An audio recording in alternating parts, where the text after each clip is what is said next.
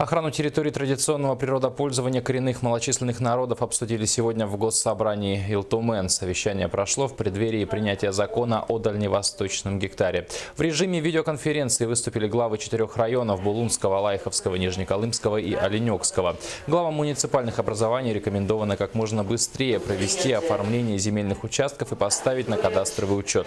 Отметим, что в Якутии на сегодняшний день имеется 15 территорий традиционного природопользования коренных малочисленных народов в 18 сельских поселениях площадью более 50 миллионов гектаров. Нужно сказать, что из этих 4, к сожалению, в Лайховском районе, хотя решения о создании ТТП местного значения были приняты еще несколько лет назад, но они не дошли до логического конца, не поставлены на кадастровый учет. По Булунскому району, к сожалению, только одно сельское поселение воспользовалось этим правом, Таймылыр, и он стоит на государственном кадастре недвижимости как территория традиционного природопользования. А в Нижнеколымском районе, к сожалению, тоже решение принято, но пока никаких итоговых нет шагов.